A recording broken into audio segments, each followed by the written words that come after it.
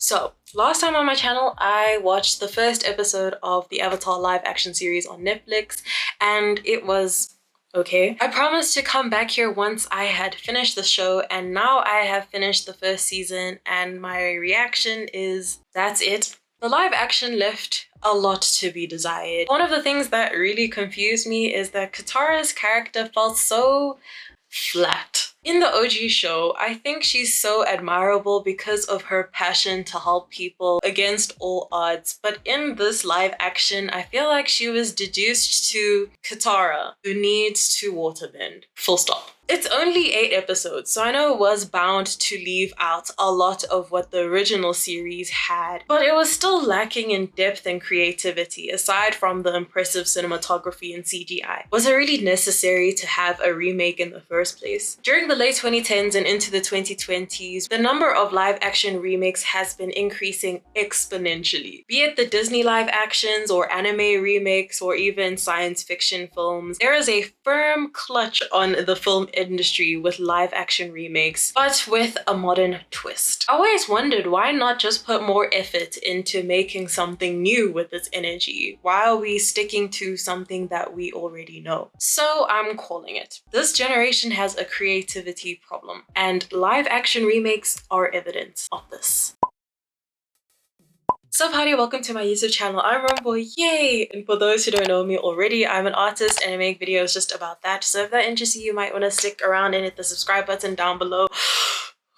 Last time in my video reacting to the first episode of the Avatar live action series, I promised to come back and give my reaction once I had finished it. I know I make videos where I'm like, I'm gonna do a part 2, and then I never, ever touch that video ever again. Today, I am actually holding onto my promise of having a part 2. It was okay. It wasn't bad. I'd give it a 3 out of 5 stars, honestly. It was an entertaining watch. The visuals were impressive. Some of the actors left little to be desired, like the actor who played Zuko. I forgot his name. Dallas. I don't know if you've actually seen, there's like a clip, I think it was from an interview where this live action series Zuko met the OG voice actor. What's up, Prince Zuko? How you doing, Zuko? It's good to see you. It's nice to finally Fire talk Nation. to you. Can we just say Fire Nation in the house? The visuals were impressive. Some of the actors left a little to be desired. Others felt like they were reading the script a bit too much, but who am I to judge, because I don't act to save my life. So many like key characters, character arcs, or even like nuances were left out. So it's an entertaining watch, but I don't think it can rival what we already know. This is only the first season, so we'll see how the second season goes out. So because this video would end in literally 13 seconds if I only talk about Avatar, I thought we would take this opportunity to dive into a rabbit hole of live action remakes, why they exist, and whether this is a sign of the times of dying creativity. But before we get on to the video, make sure you like, subscribe, turn on my post notifications so you're notified when next I upload a video. I upload weekly. You want to have your notifications turned on so you never miss a video from me. We're trying to get to 15,000 subscribers, and I believe that we'll be able to do that. Stick to the end because I have a playlist of all of my interesting videos if you want to continue seeing my face. Before we start, let's just get one thing straight. Not all live action remakes are bad. A lot of them are really good, like Dune or even Maleficent. I heard One Piece on Netflix is really good. I haven't actually watched it yet. I should. But I haven't even watched the original anime, so I don't know if I qualify to. This video is mainly pertaining to Hollywood media because that's what's more prevalent on like Netflix and stuff like that. We're gonna address the elephant in the room. Live action remakes do not take up the majority of what content and films and shows are being produced nowadays. There is a lot of original great content and shows and movies and films and blah blah blah that's being released. Of course there is. I'm hyperbolizing. It seems like every year we are met with news of a new Disney live action remake. Like for example last year with Little Mermaid, and there was also a Peter Pan live action. There is The Lion King, there's Maleficent, there's The Jungle Book, Aladdin, Mulan, and Alice in Wonderland. Some of them performed really well and are quite iconic if I might say so myself. I really can't envision Emma Watson not in a yellow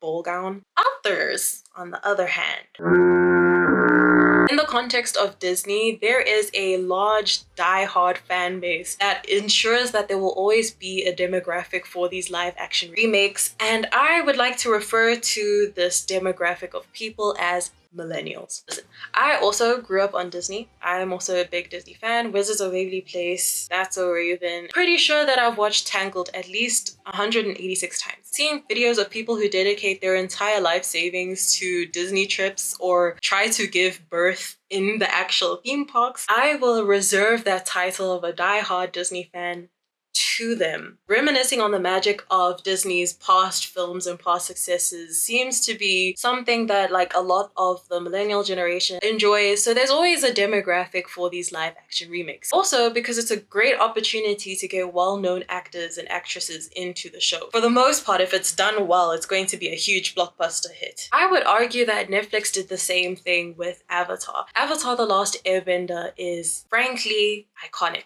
It also has a very large, very dedicated fan base who grew up with the show, or when it came to Netflix, fell into it heavily in recent years. If you even think back to like 2021 when there were like so many knockoff versions of that fluffy opera bucket hat. Unfortunately, I never got it. I have a onesie. Wait, actually, if I have a picture of it, I'll put it here. It was quite literally an animation masterpiece. I grew up watching it, and because I was so young in the beginning, I really didn't know what was truly going on. Growing up and rewatching it, now I can see the different complexities and all of that type of stuff. So it's like just a really good show. When Netflix announced that they were making a live action remake, it wasn't surprising. We have seen past iterations attempting to make a live action remake, which was... Was he doing that? Was he doing that? Everybody! A choice. So this show, along with a long list of other shows and films before this, made me question whether nowadays the increase of these live action shows is because we are seeing a creativity shortage. Famine, drought. Live actions are definitely not in the majority of what we're seeing being made. However, the number of remakes we have still kind of concerns me, especially when the movie turns out mediocre at best. Merely recreating it is so boring. Who in their right mind wants to see the magic of an animated world being diluted to fit the limits and the restrictions of our humanness? You see, I don't actually think that creativity in itself is dying. The content produced on social media and how we interact with it is proof that, if anything, creativity is on the increase. Thinking about how much original creative content is produced and released on social media on a daily basis. So not only is it like content being produced, but it's also trying to find a way that it is unique or has a creative take on a trend and stuff like that. Creativity is being exercised by us every single day, even if you don't realize it. And thinking about like the comment sections on TikToks or Reels. I'm not on TikTok, so on Instagram Reels or even YouTube Shorts are boring, I'm not gonna lie. The comments are too nice. Here is the main difference. Look at who creates these major motion pictures versus who sits in their bedroom making the next IG reel. Which one do you think relies more on the financial success of the content they're producing? With like content creators and influencers who this is their livelihood or well-being, that financial success is playing a huge role. But for the average Joe in their bedroom, they're not making content that is very conscious of how much money it may make. For a good part, social media, and I don't like saying too much positives about social media because like it still sucks at the end of the day. Social media does to an extent allow for creativity to be exercised by us, and I think that's a great thing. Seeing a lot more user-generated content being the foreground of what we consume every single day. That was so many big words I said in one sentence. Be proud of me. Because there is a bigger market, there are also a lot of diverse creators on this platform compared to on Netflix. Although like people are prone to following trends and stuff to get that viewership, to get that engagement, it's not like you can't go online and find something that won't entertain you. It's impossible. When I was in art school, one of the conversations we had in a couple classes was, to what extent would you compromise your own creative output to further your success, whether it's financially or reputation-wise? Although art is a creative industry, it is also a very lucrative one. It means it's a big money-making industry where the big ballers are looking for work that sells. And with certain trends in the country, heck, trends around the globe, you're more likely to be successful if your art falls into a certain condition, one of these trends, which means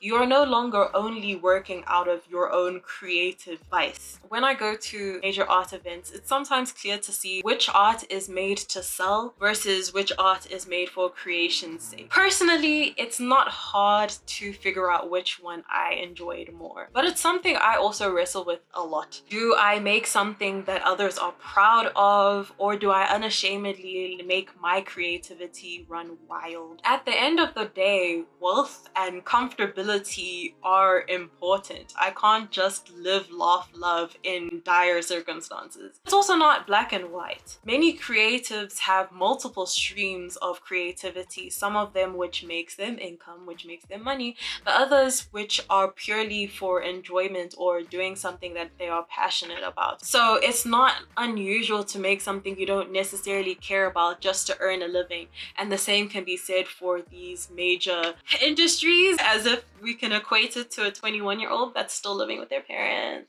Everybody always has to do something they don't want to do in order to live comfortably, and for creatives that may just mean not only having like entire creative freedom. I'm not saying that changing your art is inherently a bad thing. If anything, go ahead and get your check. What if there is a deal that is too irresistible to resist? Social media influencers do the same thing. I'm pretty sure you know the ad rolls for for those Raycon earbuds or audible.com like the back of your hand. If anything at all, should we compromise our creativity for success? I don't know. In an ideal world, it would be an absolute no, that you don't have to compromise yourself just to get ahead or just to be successful. Ideal world is also not a realist. Reality is that at one point or another, we're gonna have to do something that we don't want to do in order to be comfortable in the future. Maybe it's the same thing for these multi-million companies who make a bunch of live actions, and we don't need more remakes. Tuning into the original is more than enough. Trust me, the millennials will be fine.